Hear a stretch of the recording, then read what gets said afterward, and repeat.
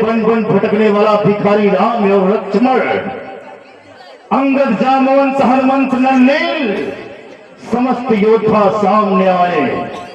आज स्वयं काल का रूप धारण करके तुम सभी को काल के गाल में डालने लंकापति रावण युद्ध में आया है। और युद्ध विजयी भव। है बन बन भटकने वाला भिखारी लंका में आकर और लंका में जो उत्पात मचाया है, आज उन सभी का प्रतिशोध लेने में लंकापति रावण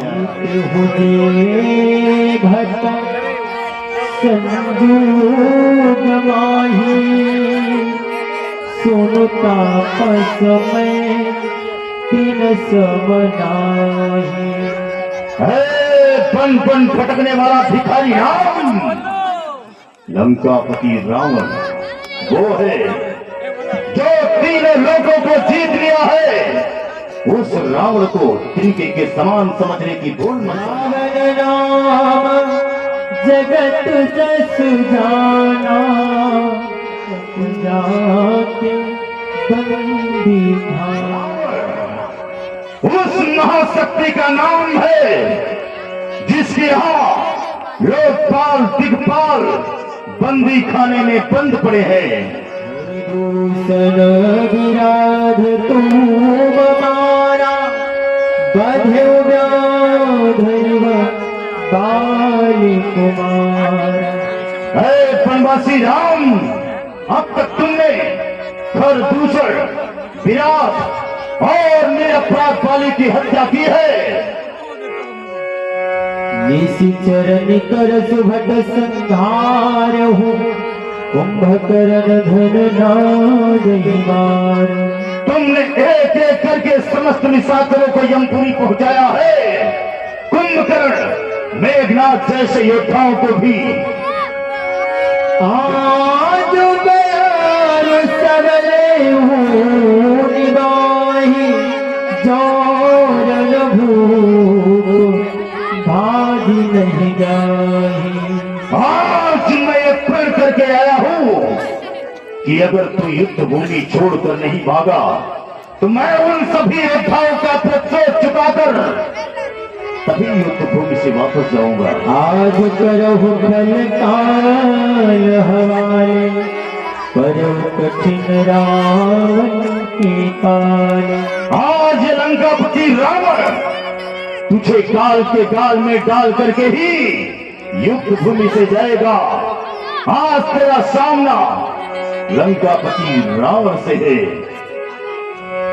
सुनि गुरु वचन काल वस जाना, बिहसी वचन कहो कृपा निधाना।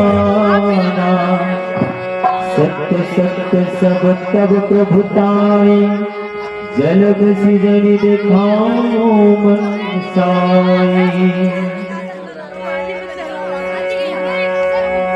महाराज रावण, यह तो परम सत्य है कि आप महापराक्रमी एवं महायोद्धा है, परंतु एक महापराक्रमी योद्धा और एक महापंडित की पहचान क्या होता है यह भी आपको भली भांति पता होगा।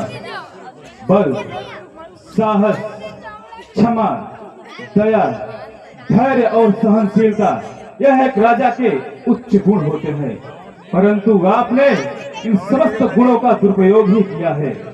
महाराज, यदि आपको अपने सगे सहोदर और बंधु और भाइयों के प्रति इतनी ही चिंता थी तो आपको ऐसी अधर्म पूर्वक कार्य करने से पहले एक बार अवश्य विचार करना चाहिए था।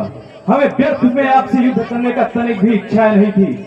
युद्ध प्रारंभ होने से पहले ही हमने बाली पुत्र अंगद को अपना शांति दूत बनाकर आपके समक्ष भेजा था, यदि दोनों ओर संधि होगी तो सैनिक बलिदान नहीं होंगे, सब बने रहेंगे ठाट बाट, जनपद सुनसान नहीं होंगे। अन्यथा रण की चंडी चेतेगी तो यह धरती शोणितमय होगी। जय और पराजय फिर होगा, पहले महाप्रलय होगी। बच्चे अनाथ हो जाएंगे, बहुएं विधवा हो जाएंगी, लाखों बच्चों की माताएं घर घर कोहराम मचाएंगी। परंतु वाद के दुष्ट बुद्धि ने अपने तनिक सी इच्छा की पूर्ति के लिए अपने सगे संबंधियों को इस रण चंडिका की यज्ञ आहुति में समस्त भाइयों और बंधुओं को बलि चढ़ा दिया। महाराज सुलभा पुरुषः राजः सततम प्रियवादिनः अप्रियस्य च पथ्यस्य वक्ता श्रोता च दुर्लभ। अर्थात संसार में सदा प्रिय वाणी बोलकर चाटुकारिता करने वाले मनुष्य सर्वत्र बहुतायाम ही मिल जाते हैं, परंतु जो अप्रिय है उसके उपरांत भी आपके हित के बारे में बोले, ऐसा कहने वाले और सुनने वाले दोनों ही अत्यंत दुर्लभ होते हैं। परास्त तो आप उसी समय हो गए थे जिस समय अपने भाई विभीषण को अपने महल से ठोकर मारकर बाहर निकाल दिया था। लंका के अंदर वो मात्र एक ऐसा पुरुष है जो आपका हित चाहता था, अपने प्रजा पूर्वासियों का हित चाहता था, अपने समस्त सैन्य बल का हित चाहता था, परंतु आपने सदैव अपने चापलूस मंत्री गणों की मंत्रणा का हित स्वीकार किया और आज इतनी बड़ी क्षति को अपने सीने से लगा लिया।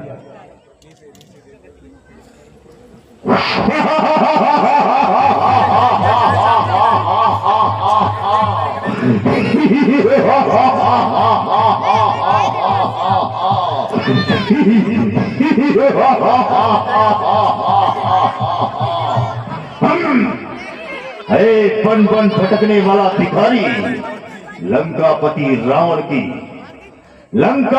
रावण का उपहास करके तू मानो उसी प्रकार लग रहा है जैसे एक चींटी पहाड़ उठाने की चेष्टा कर रही हो।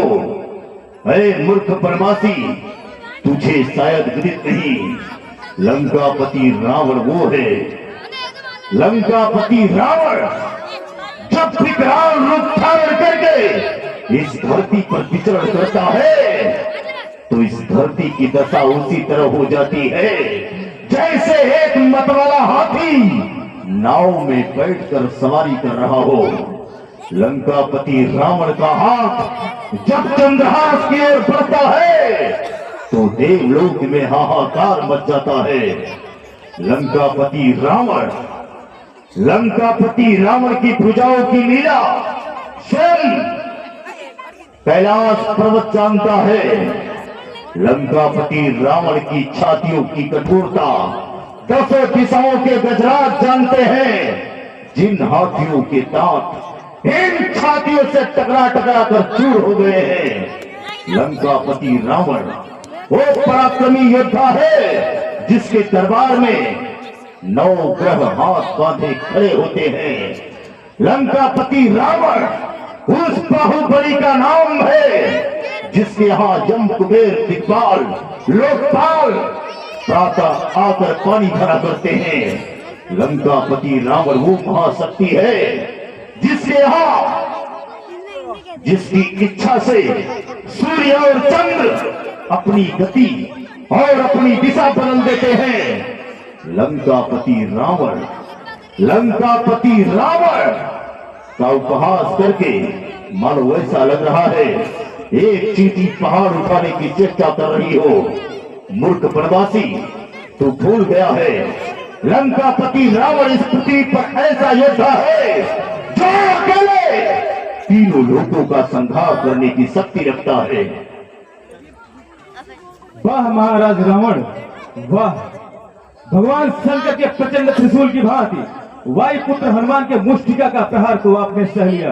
वास्तव में आप अत्यधिक शक्तिशाली है, परंतु कितने दुख की बात है आपने अपने इस अथाह बल और वैभव का प्रयोग सदैव अधर्म के कार्यों में किया और आज इतनी भारी दुर्दशा को पहुंच गए। दुर्दशा? किसकी दुर्दशा? तुम्हारी।